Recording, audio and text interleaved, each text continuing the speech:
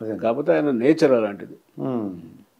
Sir ఇది ఇప్పుడు NT Ramarao గారు తన చైతన్య రథాన్ని వాళ్ళ కొడుకు రన్ చేశారు అంటున్నారండి, హరికృష్ణ. అలాగే బాలకృష్ణతో ఎలా ఉంటాడు? తన యొక్క అంటే ఈ సినిమా రంగం తన యొక్క వారసుడేమో బాలకృష్ణ అని చెప్పారండి. అలాగే సినిమా రాజకీయంగా అది అయితే సినిమా వారసుడు అయితే బాలకృష్ణ.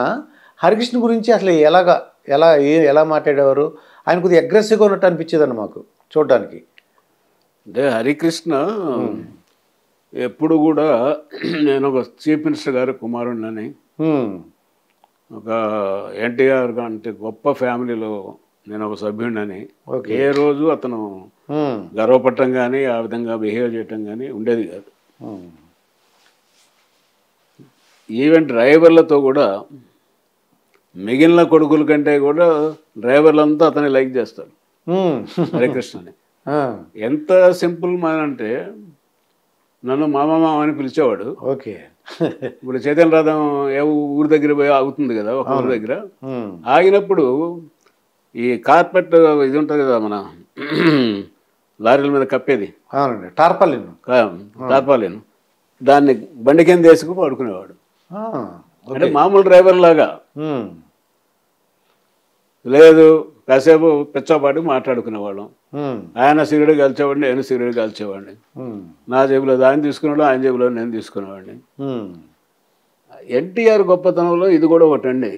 తన పిల్లల్ని ఎవరినైనా, మా పిల్లల్ని కానీ ఆడపిల్లల్ని కానీ ఎప్పుడు కూడా ఒక్కరోజు కూడా ఆయన చీఫ్ మినిస్టర్గా ఉన్న టైంలో సెక్రటేరియట్ గేట్ దాటలేదు.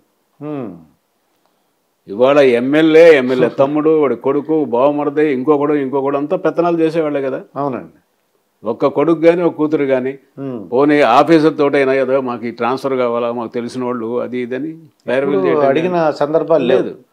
ఇక హరికృష్ణ అయితే ఇంకా చాలా సింపుల్ మ్యాన్ అనమాట. ఆయన అందరితోటి బాగుంటాడు, తనకు అసలు గర్వం లేదు.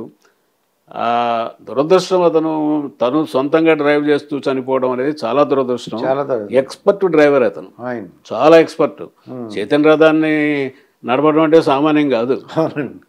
ఒకరోజు జనాలు మామూలు రోడ్డు మీద నడపడం ఎవడని నడిపేస్తాడు, విపరీతమైన జనాలు విపరీతంగా.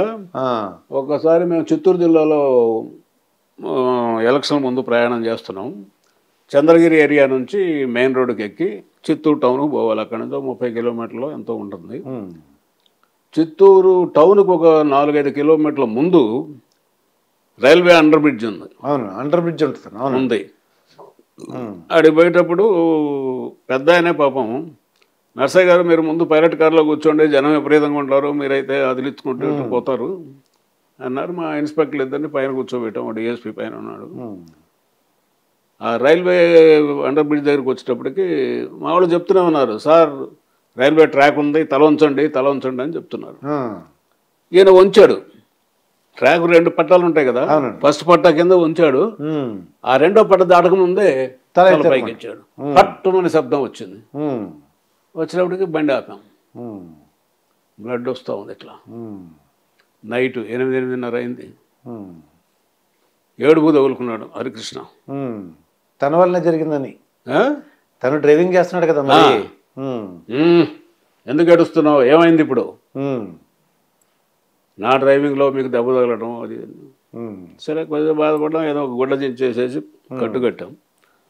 చిత్తూరు మీటింగ్ దగ్గరికి పోయాం. జనం ఒక 30-40 వేల మంది ఉన్నారు.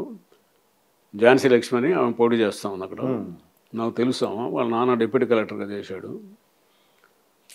జనం అంతా ఇది ఎన్టీఆర్ మీద రాళ్ళు వేశారు, దెబ్బలు తగిలినాయి, కట్లు కొట్టుకొని వచ్చారని చెప్పి పెద్ద కమోషన్ అన్నమాట జనంలో, అలజడి. నేను చెప్పిన మైకులో చెప్పి ఏం కాలేదురా బాబు, ఇట్లా జరిగింది, మీరు తొందరపడొద్దు అనవసరంగా అని చెప్పి. అప్పుడు త్రివిక్రమరావు గారు వీళ్ళ బ్రదరు, ఎన్టీఆర్ బ్రదర్, ఆయన కూడా ఉన్నాడు మా దగ్గర.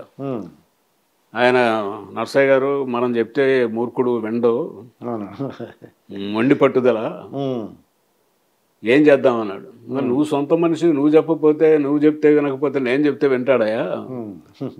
అందులో ఈయన ఉపన్యాసం మొదలుపెట్టి నరాలన్నీ బిగదీసి మాట్లాడతాడు.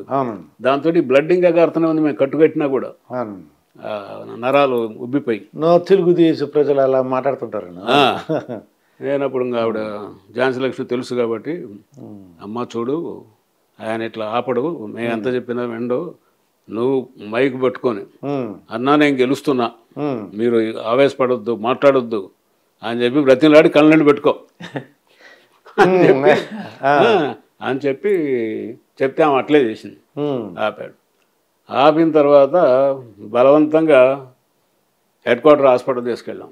ఉమ్, ఎంత దౌర్భాగ్య పరిస్థితి అంటే సీఎం వస్తూ ఉంటే కనీసం అక్కడ అంబులెన్స్ ఉండాలి కదా, అవునండి. అంబులెన్స్ లేదు, ఉమ్, కరెంటు లేదు ఉమ్, హాస్పిటల్లో, ఉమ్, ఎక్స్రే లేదు.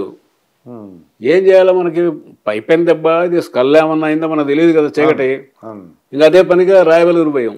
ఉమ్, రాయవలూరు పోతే హాస్పిటల్లో వాళ్ళు ఎక్స్రేలు అన్నీ తీసేసి ఏం లేదులేండి సూపర్ ప్లేస్ దెబ్బే, ఉమ్, స్కల్కి ఏం కాలేదు, లోపల ఏం కాలేదు ఉమ్, అనగానే పదండి అంటాడు ఈయన ఉమ్, ఎన్టీఆర్. మేము రావండి, ఉమ్, ఇవాళ రెస్ట్ తీసుకోవాల్సిందే ఇక్కడ మీరు, వాళ్ళు ఏం చెప్పినా కూడా అని బలవంతంగా పెట్టాం. అది చాలా మంచి మనిషి అండి అతను. అయితే మొత్తానికి చంద్రబాబు నాయుడు గారు ఈ తెలుగుదేశం పార్టీని కాపాడారండి. ఆ లక్ష్మీపార్తి దగ్గర నుంచి కాపాడారు.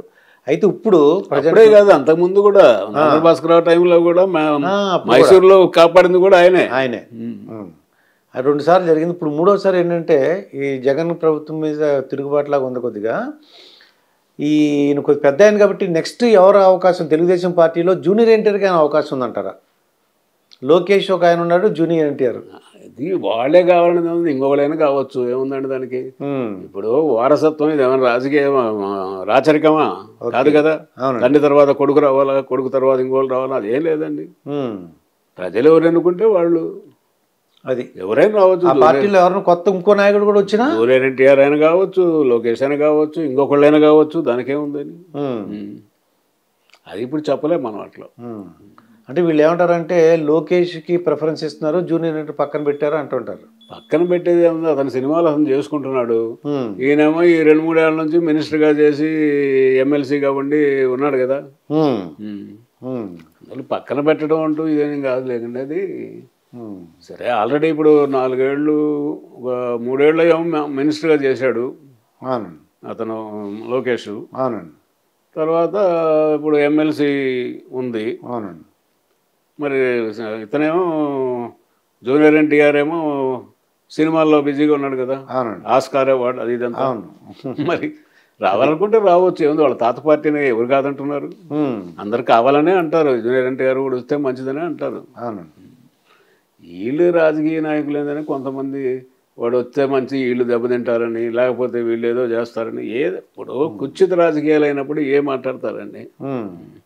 ఇప్పుడు ప్రజలు ఎన్నుకున్నప్పుడు ఇక్కడ కూడా అంతే కదా, తెలంగాణలో కేటీఆర్ ఎందుకు రాకూడదండి?